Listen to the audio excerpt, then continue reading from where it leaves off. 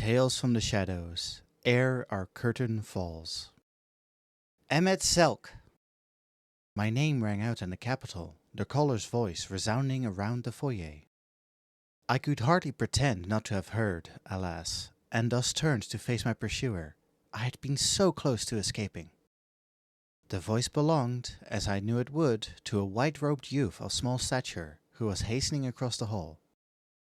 His red mask marked him out as one of the convocation of 14, Elidibus. I fixed him with an inquiring look as he recovered his breath. When at last he spoke, it was, as ever, in earnest. "Do you know of the volcano we'll be discussing at the next session? I know that we are due for some pyrotechnics." According to reports circulated among the convocation, there had been unusual ethereal activity on an isolated volcanic isle, which is to say, an eruption was forthcoming. The island had one village upon it, and a wealth of fertile farmland, all of which would soon be lost, but that was simply the way of the world. As in many such cases, our role was merely to acknowledge the fact. The islanders would do the same, and those who deemed it prudent had likely already begun to move elsewhere. While it was true that the convocation intended to discuss the matter, the conclusion would be no less inevitable. But then why had Elidibus approached me? Well, Azem went there and is resolved to stop the eruption. Naturally. I felt my brow furrowing and fought to suppress a scowl that threatened to pull my forehead down over my eyes. "How?" I eventually managed. "You have heard of Ifrita, yes? The fire spirit? La Habrea's masterwork, an impressive concept even for him." "It truly is incredible," the youth said with quiet fervency, the determined line of his lips curving into a grin. Generally, I found his ardent admiration for the rest of the council endearing, if embarrassing, but at that moment I was rather preoccupied with the implications of his suggestion. It's a wonder my brow ever recovered. Ifrita, a manifestation of concentrated fire ether. I could see what Azem was planning. Transform the volcano's ether into Ifrita, draw her away, and then destroy her elsewhere. This would safely disperse the excess.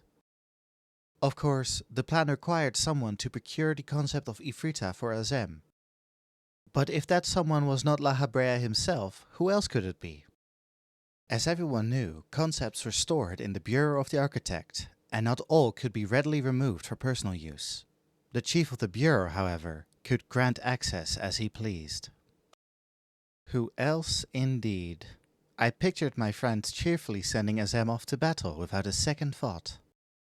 Forgetting my mask, I clapped my palm to my forehead in exasperation, which Elidibus duly took as a sign that I understood. If things get out of hand, Azem could be censured again, and here the youth paused. But I'm sure that won't happen, not with your help. My brow resumed its descent.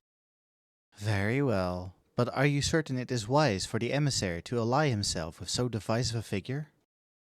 "Oh, I'm not," he replied with practiced deftness. "I'm simply giving Azem's opinion on the matter equal weight. The rest of the 14 have yet to reach a verdict after all." On this point I could not argue, though I wasn't particularly inclined to agree. And so I shrugged, musing inwardly that Azem was lucky the current emissary was such a kindly soul. Before we parted ways, however, I couldn't resist asking one more question. Did you happen to find out why Azem is so keen on preventing this eruption? The youth frowned, inevitably striving to recall his conversation with Azem as accurately as possible. It wouldn't do for the emissary to speak unadvisedly after all. I waited politely. "If I recall correctly," he began at length, with the air of one about to reveal a grave truth. "The grapes grown on that isle are particularly delicious, or so Azem said. They must be truly remarkable." Indeed. I couldn't bring myself to shatter his faith. I did, however, vow to treat my friends to a lecture on priorities. Blissfully ignorant of my misgivings, the young man smiled to himself again and bade me farewell. As he wandered away, I swore I heard him murmur something about Azem's ever-refreshing perspective. That's the sort of person Elidibus was, eager to fulfill his duty. He also respected and admired the convocation more than any other. To many of us, he was as a younger brother of sorts, and when it became clear that he was the most suitable candidate for Zodiark's heart, it mattered not how strong our resolve. There was none among us who did not waver. Could there have been any greater shock then than our subsequent reunion? This was soon after Zodiark became the will of the star, and our final days were averted. The people were divided, unable to decide what to do with the future that now stretched out before them. Many wished to trade the new life which had sprung forth to reclaim those lost in sacrifice to Zodiark. No small number, however, insisted that the fate of our world should be entrusted to those self-same freshly minted souls. All were at our wits' end. At once we saw it shimmering. It poured out of Zodiark's breast and resolved into the shape of a man. As he looked us over, mouths agape no doubt, he gave what passed for an earnest smile. "Fear not. You will make the right choice, and I will see it through." How long had passed since then I did not care to remember. In any case, my role as Solus Osgalvis, founder of an empire, had concluded, and I was drifting. I thought I might settle down for a nice peaceful nap in the rift for a century or so. It would serve to rinse away the cloying residue of Solus, whose body I had left back in the source. One should not remain perpetually in character. Not that there was much point in me retaining my sense of self. I had thought more than once that it would be easier simply to have done with it and discard my real form altogether. Yet given the state of the other two unsundered, some part of me was convinced that if I remained stubborn, a reason more compelling than hollow sentiment would come along eventually. Emet-Selch. My name rang out in the darkness, tugging me back to consciousness. Again, I elected to ignore the disturbance, but the voice was persistent. Once more it called, closer now. Though the voice was the same as the one which had ambushed me in the capital so long ago, it sounded as if it belonged to another person entirely. Perhaps it did. La Habrea is gone, the voice said softly. I could hardly continue to feign slumber at that, so I righted myself and turned to face Elidibus. The silence that stretched between us then only affirmed the truth that had gone unspoken. For us, death was not the end, but gone. We knew this day would come. I closed my eyes, letting out a measured breath, or what passed for one in the emptiness of the rift. He was right, of course. La Habrea's boldness had only grown with the passing of ages, segueing inevitably into recklessness. Across many vessels and many worlds he blazed his trail, each mad leap forward leaving him that much more broken. Not satisfied with having brought about the seventh umbral calamity, he labored needlessly to prolong it. Was it his affinity for concepts of flame that made him so like the fire itself? From peerless Ifrita to that hopelessly immortal bird, his creations had burned bright and beautiful, as did he. He should have known what becomes of the flame once all else is ash. I opened my eyes to take in my brother's face, but the lips visible below his mask bore no expression. Would he never again show what he felt for us, as he once had so readily? Were those very sentiments long lost? What is it, Emet-Selch? Nothing. I was only thinking how similar La Habrea was to his creations. His creations? I had little difficulty reading Elidibus's uncertainty this time. He couldn't remember. If his clenched fists were any indication, he shared my conclusion.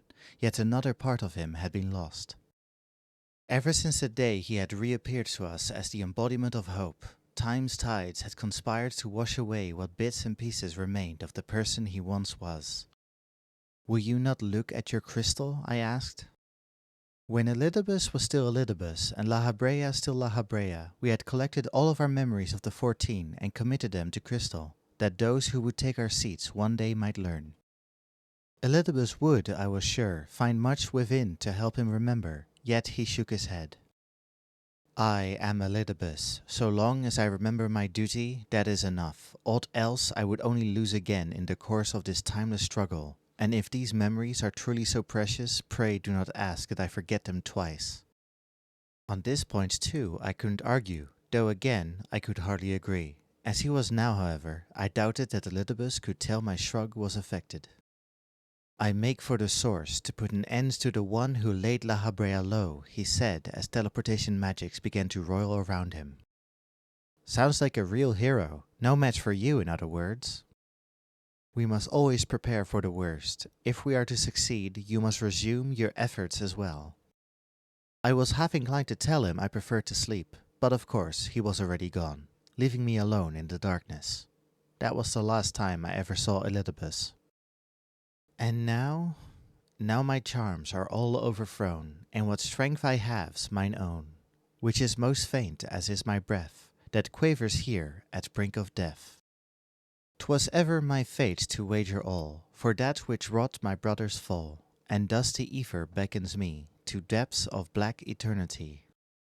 To dream of things long lost and gone, and futures which might yet be won, though not by me, lest you mistake, for others wait the stage to take.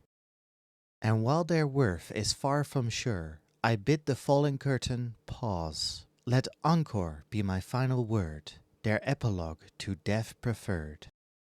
Thank you for listening to Tales from the Shadows, ere our curtain falls.